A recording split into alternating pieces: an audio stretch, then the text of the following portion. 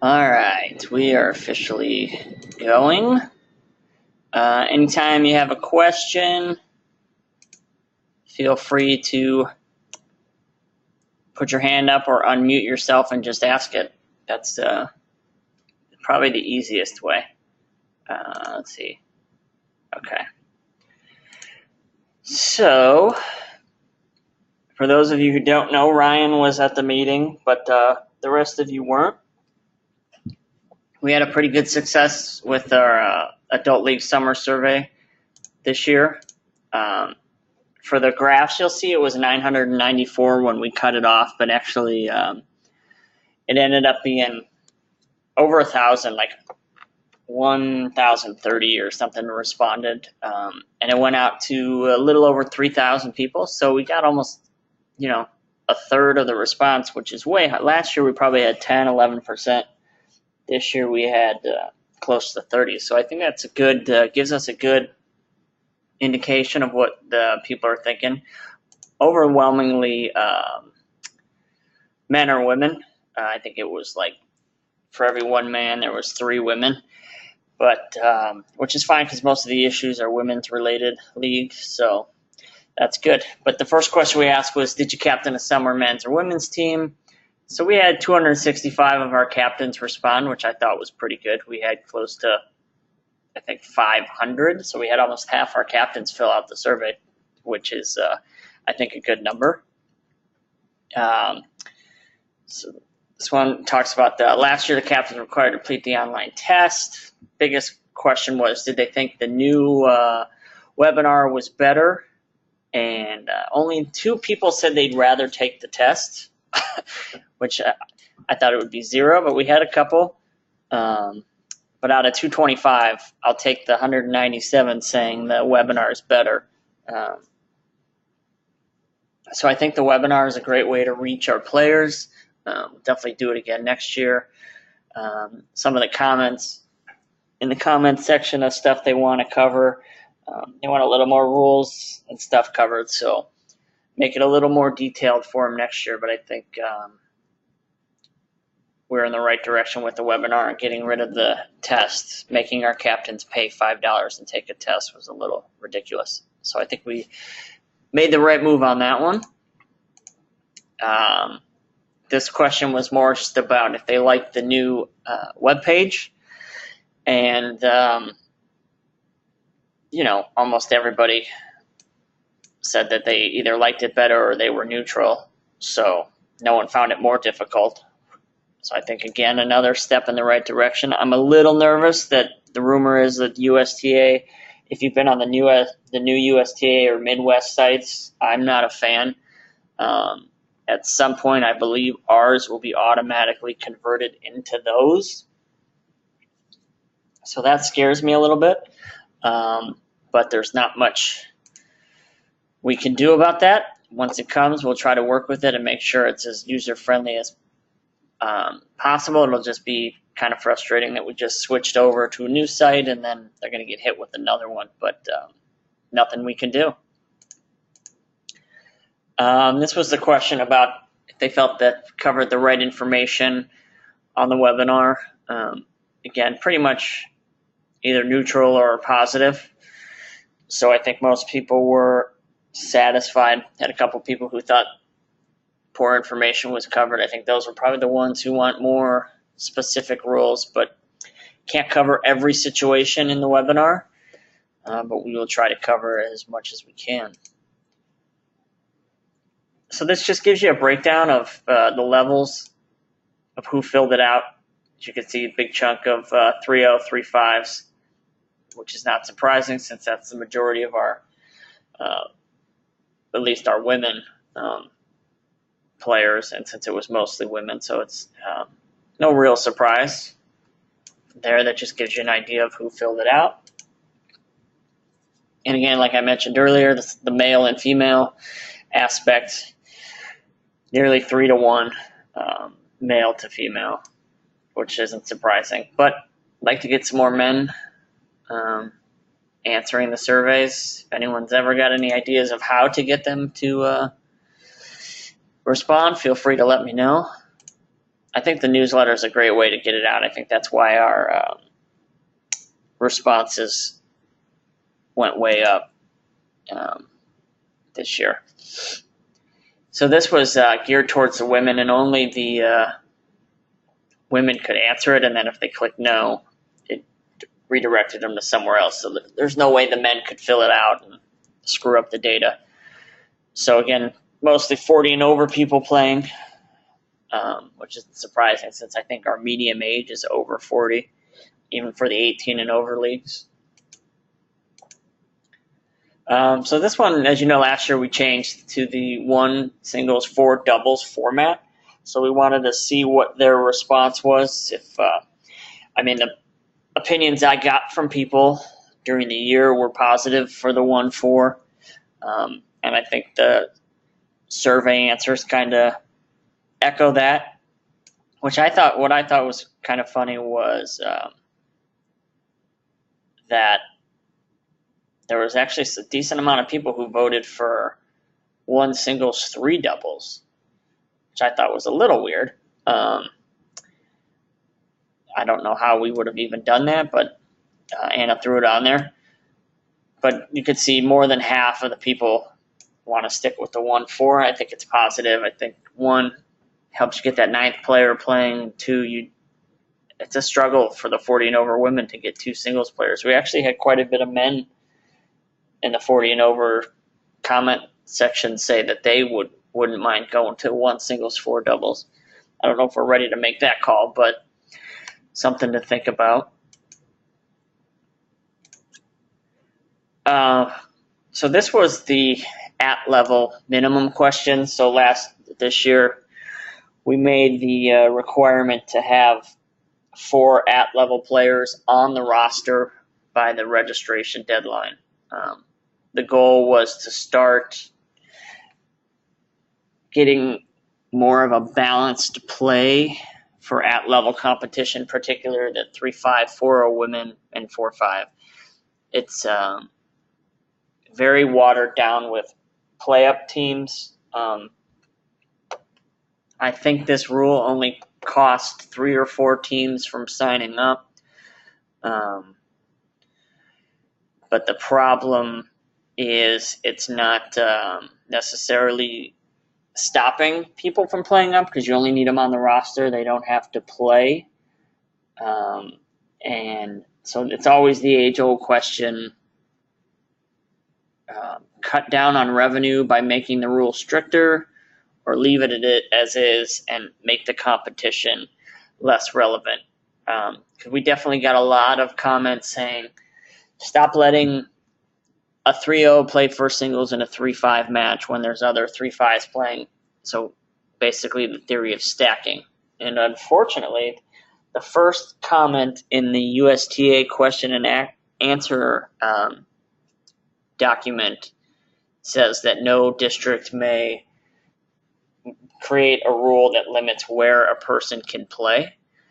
So our hands are tied in terms of saying, ideally we could just say, hey, if it's a 3-5 league, all 3-5s must play before 3-0s, like in the lineup. Like if you had a 3-5 singles and a 3-0 singles, you can't put that 3-0 singles at first court. They must play second court. It seems like it would be an easy solution to at least have some sort of impact, but the National doesn't even let us do that, which I don't quite understand why. So we were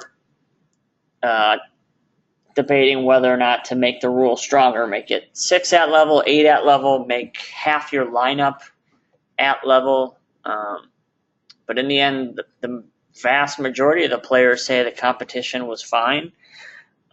So we decided to leave it as is. I'm curious to get the board's opinion, just curious from the facility owners and head pros and stuff, because obviously letting people play up means more teams, which means more courts are taken, which means they're making more money and we're making more money. So again, the debate, more money or better competition. I know I had a couple matches this year that were just duds. I was playing below level at first court, and it was not worth my time. But it is what it is, I guess. So this is the good old lateness rule that we're still debating, thanks to Ryan. Thanks, Ryan. So basically, we've always gone with the lateness rule that's located in friendly court, which has the multiple penalties. The clock starts, it's like if you have a 6 o'clock match at 6 minutes and 1 second, you're late. So 0 to 5 minutes, it's loss of game and serve, I think. 5 to 10, it's 2. 10 to 14, 59, it's 3. And then after 15 minutes, you're defaulted. So we wanted to pose the question to the players, what do they think? Should there be a penalty for being late, or should there not be? I was shocked how many people said there shouldn't be, almost 40%. But 60% said yes.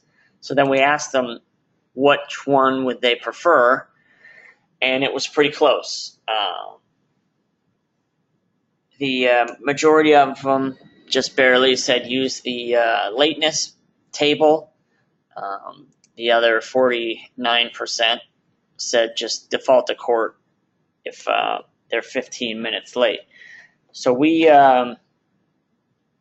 the committee discussed it for a little bit, went back and forth, and we decided, hey, let's just say 15 minutes and the person is defaulted.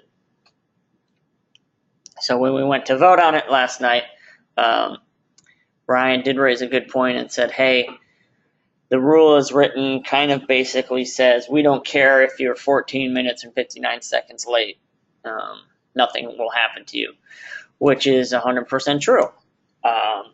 So now we're still debating, do we implement different penalties during like the friendly court, but maybe a little different? Most of us have captained, and I mean, I know when I was a captain, I never implemented those penalties. I always just said, hey, if your guy shows up within 15 minutes, we're good to go. If there was no match after us, I just said, hey, no worries, we'll wait, because we're there to play tennis. But the big issue comes when it's a 6 o'clock or even 7:30. You got courts after you. You can't wait forever for these people. And the other issue is technically the rule says you can't exchange a lineup until all your players are there.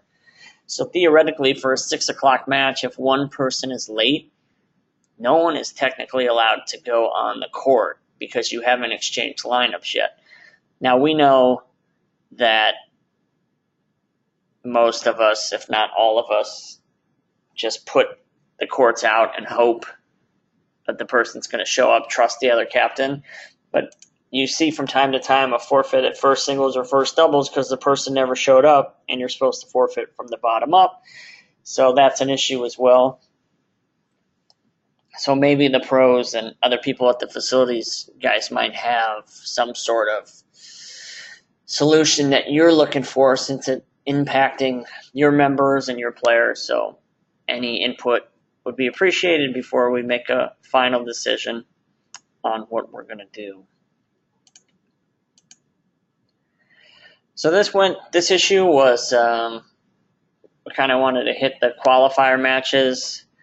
We had about 40% of the respondents who got to play in qualifiers, so that was a pretty good number.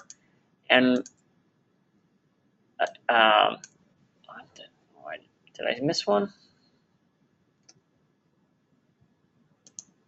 Oh, maybe. No, this is, okay, so this is the Mayfield question, sorry. So this also just asked about districts at Mayfield.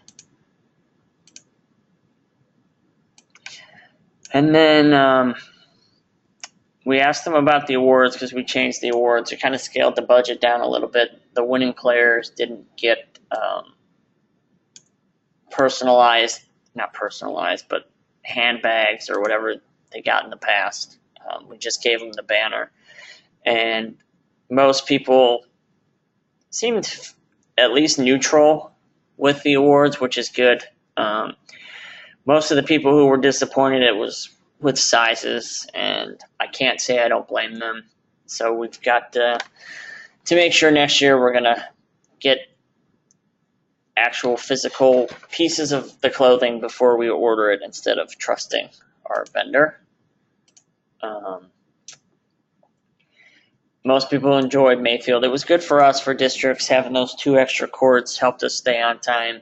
The biggest complaint, and something we're definitely going to make sure we address next year, is they did not have a maintenance staff, and the women's bathroom broke and they were down to 1 toilet, and one of our officials even had to clean up a mess in there, which, to her credit, I never would have done that, because there was only 1 young kid working the front desk and he wasn't allowed to leave. So that's the only complaint I had for Mayfield, and pretty much what the players said as well. We asked them if they thought it was ran well, whatever. And 76%, very well run. I'll take it. Got a lot of comments saying it was much better than in years past. Didn't really have anyone say this was the worst. Had one person, and I know who it is because he even emailed me, say that it ran behind and it's stupid that we let the 2-5 women play ahead of anybody. But his match was the only match all weekend that was behind, so the whole tournament didn't run behind, just his match, and it was a half hour behind. And in working the 2 district states and then Midwest, working the 40 and overs, I've quickly learned that, yes, 2-5 and 3-0s can play slow, but there were plenty of 4-0, 4-5 women's and men's matches that went over 2 hours. So you just never know once you get to playoffs. You get competitive matches, longer points. You can't just assume that the 2-5, 3-0 women are going to play longest, therefore you have to put them on last. I just think you put them where the schedule fits. That's just my opinion. Just asking about states, similar questions as districts. Obviously not as many people play, so you're not going to get a ton of responses. Again, fairly neutral or satisfied with the awards. I thought this would actually be worse, given that the state shirt sizes for the women were just atrocious. So I'll take that as a win. That they didn't complain too badly. Definitely complained while they were there. But we'll watch out for that next year. They liked the shirt, they just didn't like the size. So, and again, most people seem to enjoy Western Reserve. It's good viewing there.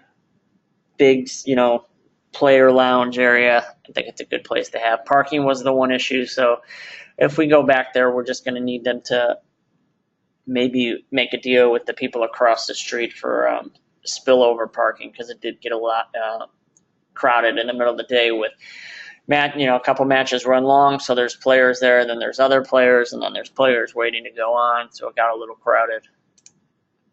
But plan for that next year.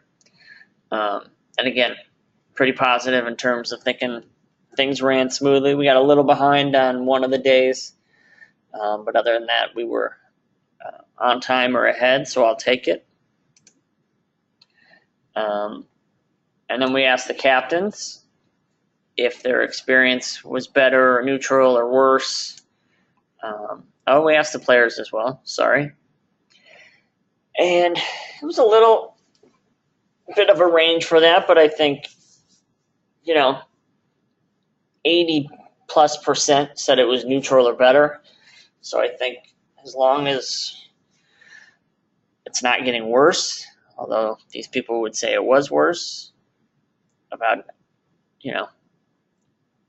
I'll take 10%, and then you want to work with that 10%, but at the same time, I've quickly learned you're never going to appease everybody, that's for sure. 10%, Derek says that was their first year. The much worse was 2%. Oh, yeah, okay, yeah. Somewhat worse and much worse, yeah, was 8 and 2. That's where I got the 10. So 10, 10, and 80. sorry, I gotcha. Yeah, that's okay. So again, we want to work to improve that 10%, but at the same time, I think we're doing a good job. So I do think I missed that slide. The slide for the qualifier was talking about home match. Actually, no, never mind. It wasn't in there. We discussed it after the fact, so ignore me. That's on this, I believe. So some of the recurring comments, if anyone ever wants to see the comments, I'm happy to send it. I sent it to our committee. I think it's about 50 pages worth of comments. If you got a few hours and you want to read them all, some of them are pretty good. Our favorites are the ones who, when they're talking to their pro or their captain, I don't know who they think they're talking to, but they say, I didn't play enough. Next year you need to play me more. And I go, well, I don't have anything to do with that. But so that's kind of funny. But some of the pros, they like the webinar. Captaining was easier. Thought the playoffs ran well. And one of the big ones was definitely communication was much better between the DLC and the players and the league coordinators themselves. The newsletter helps, but I think the emails to the captains during the season from the coordinators, they really like it.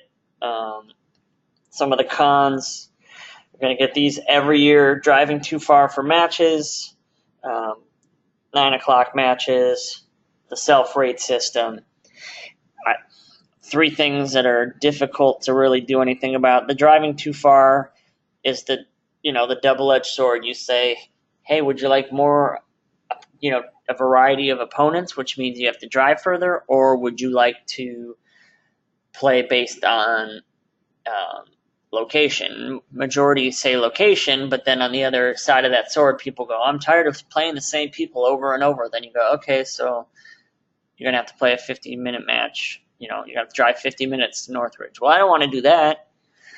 So it's kind of a toss-up, which is why we like to leave it up to the coordinators every year to let the captains vote. And then the 9 o'clock matches, again, not much we can do, especially if we stay this, team sizes stay the same or number of teams. One solution is the daytime flights, which did not take off. I'm not ready to give up on them quite yet, but that would be one way to ease a little bit of the congestion at 9 o'clock.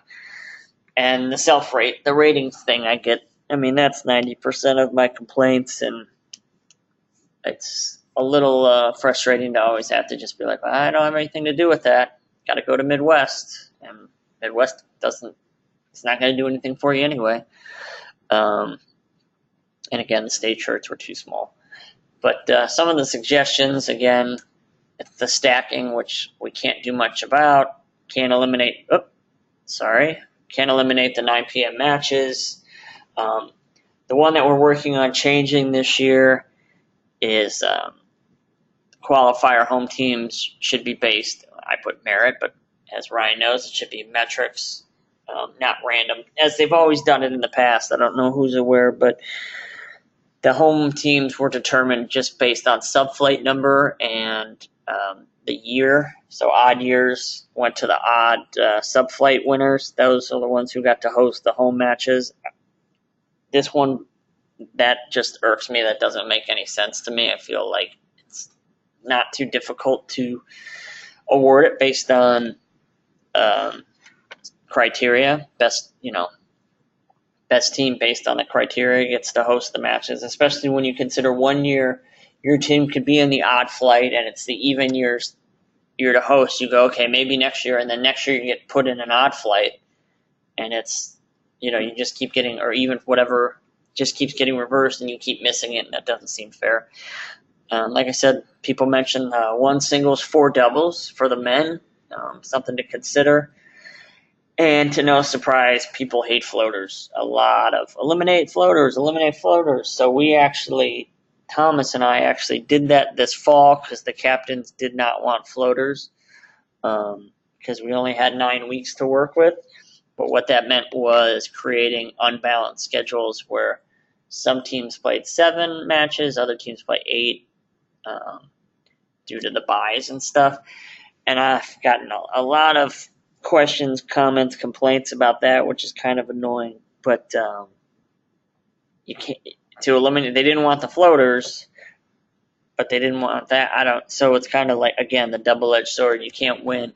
But what we did do for next year is we moved the qualifier round and the combo districts from the first and second weekend of December to January, since there's nothing really preventing us from doing that, since the states aren't until March. And that'll give us 2 additional weeks in the fall season, so we'll have 11 weeks. And that would mean then only a 16 fight. So that means pretty much everybody would be able to get in 2 round robins, which will be nice. But with Thanksgiving and Christmas and stuff, we couldn't add to the schedule in December, so we just moved that. So I think that's a good solution. And I think we're going to start the spring season a week or 2 earlier, so we have enough weekends so we can try to avoid floaters then. Summer, not much we can do. We have our schedule is basically set on the back end by the Midwest playoffs. We have to work off of that, and then by the front end by the permanent court time for the facilities. We can't start any earlier. If we wanted to, we'd have to give the facilities at least a year advance. So, I mean, if we wanted to consider starting the summer season earlier, we'd have to start talking about it now for 2019. But I don't think the facilities want to give up their permanent court time any earlier. That's just my guess, though. So that's pretty much everything. Anybody has any questions, can unmute yourself or type it in.